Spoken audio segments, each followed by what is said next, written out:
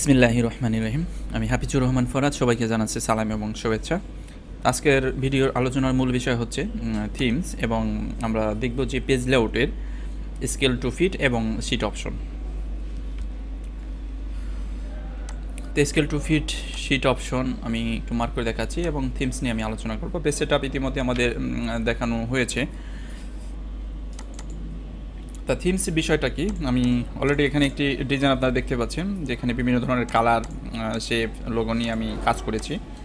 যেটিকে যদি আমরা কালার পরিবর্তন করতে চাই, অটোমেটিক দেখেন থিমের উপরে মাউস ধরার সাথে সাথে এটির পরিবর্তন হচ্ছে। তো এটি হচ্ছে মূলত থিমের আসল বিষয়, যে আমরা সবগুলো কন্টেন্টের কালার পরিবর্তন করতে পারি এবং এখান থেকে কালার পরিবর্তন করা যাবে ওই থিমের উপরে ভিত্তি করে। ফন্ট আপনি চাইলে এখান থেকে পরিবর্তন করে নিতে পারবেন।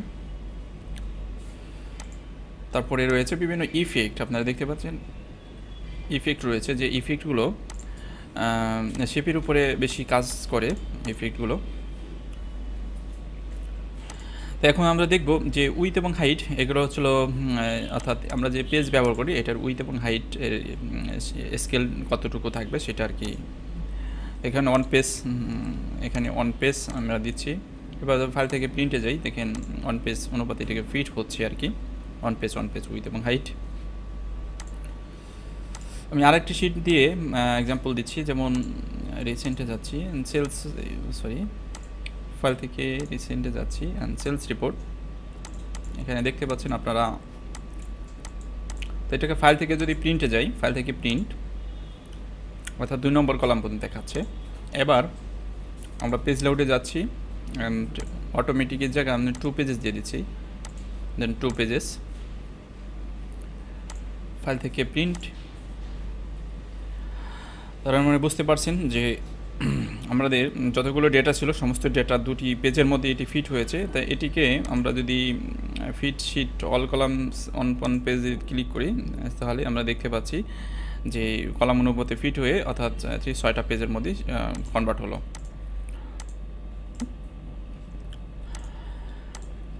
তারপরে আমরা পেজ লেআউটের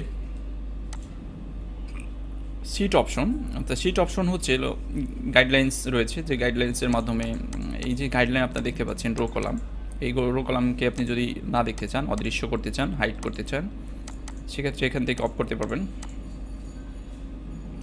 হেডিংটাও সেম, হেডিংটা হচ্ছে ABCD এবং 1 2 3, এটিকে অফ করতে চাইলে সেম একইভাবে, তেমন হাইড হয়ে গেছে সব।